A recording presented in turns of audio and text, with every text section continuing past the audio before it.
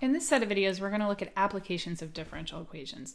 And these will generally be word problems where the rate of change of something will be described. This will allow us to set up an appropriate differential equation, and then we'll be able to solve it either using just recognition of a familiar differential equation or noticing that it's separable and using separation of variables. So the first thing I want to talk about is the notion of proportionality, and this comes up a lot in these word problems. So when we talk about saying that y is proportional to x, that means that y equals kx is for some value of k. K is a constant, and sometimes if it's given in the problem, they'll describe it as the proportionality constant.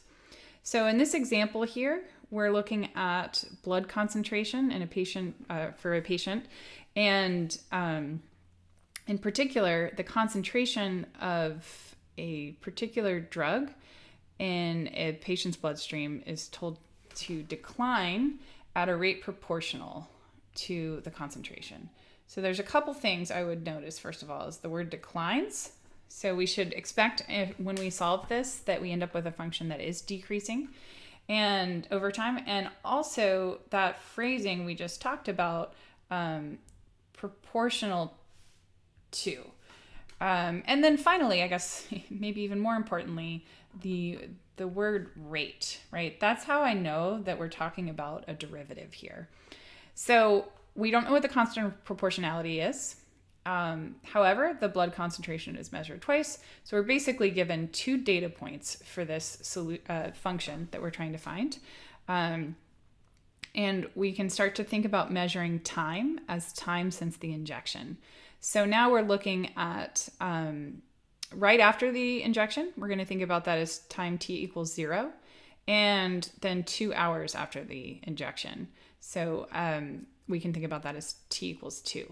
We want to use this information to determine the constant of proportionality and then apply this further to predict the concentration 12 hours after the injection. So when we're thinking about this here, one thing that I like to start off with right away is looking at naming some variables. So I would let's let y of t equal the concentration t hours after injection. So now I've made it very clear what my variables are, and now I can see that I'm trying to solve for y as a function of t. So what I want to do is set up the differential equation based off of what I've seen. So we're told that the rate of the concentration, which I'm going to think about that as the rate of change, dy dt, is proportional to the concentration itself. So proportional to, it's k times k times something, I should say. And so in order to determine what that something is, you always think what comes after proportional to. That's the concentration, and that's exactly what y is. So the rate of change of y is proportional to y itself. So that's why I'm going to put a y over here. Now, it turns out for what I place here, we don't know what the proportionality constant is. You could either put just k, or you could put minus k. In this context where we don't know what k is, if somebody else, suppose I solve this and I find with how I've written this, I find my k value to be, say, 2. If somebody else had written this as k times y, they should end up with k equals minus 2. So it would all work out.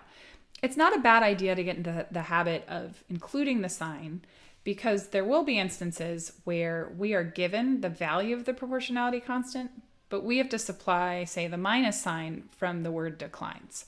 So that minus sign is really coming from the word decline. Now, when I get to this, I have a couple ways to approach this. I can either use separation of variables, because this is separable, or we said anytime you encounter a differential equation of this form, a constant times the dependent variable is equal to the derivative, we can simply jump to what we said was kind of the fact of what the solution would be. It would be y equals ce to the minus kt. And so that's my general solution. What I can use here is, because I'll point out there's two things we don't know. One of them is K, the proportionality constant, which we're actually asked to find, but also the C value that we introduced. So I want to take advantage of the information that at time 0, the concentration is taking on the value 12, and at time 2 hours later, it's taking on the value 6.5. So I have my general solution. Let's use those one at a time. So y of 0 is equal to 12. If I plug in 0 for t in my solution here, e to the 0 is 1. So this is really a way of identifying that the constant multiplier c is equal to 12. So at this point, I can update my solution function to say that it's 12e to the minus kt. So that data point allowed us to find c, but we still don't know what the proportionality constant k is. So let's use the other data point. Y of 2 is equal to 6.5. Now I have one unknown, k. And when I plug in 2 for t, this says that 12e to the minus 2k should equal 6.5. I can divide both sides by 12 to say that e to the minus 2k is 6.5 over 12. If I take the natural log of both sides, I'm going to have negative 2k is the natural log of 6.5 divided by 12. I can divide both sides by minus 1/2, or divide both sides by minus 2, and that would tell me that k is minus 1/2 the natural log of 6.5 over 12. So by hand, this is a perfectly good answer. However, what I'll point out is that because this is asking for further information, so this is one of the things asked for in the question. This would be my proportionality constant. But what we can look at here is using, so if I were to plug this into a calculator or a computer, I'll point out this evaluates to roughly 0.306. And then I could say that my solution function is 12e to the minus 0.306 t. And that would then help me solve the second part of this question, which asks us to predict a future value of the concentration. And essentially it's asking us, what is y when t is 12? So if I have this function, this is simply just asking us to find y of 12, and I just have to plug in 12 for t here. Again, this becomes computationally a little bit messy. So if I were to use a calculator, we could evaluate this, and this ends up evaluating to roughly 0.305. The other thing in these applications, we often have some kind of clear units described there.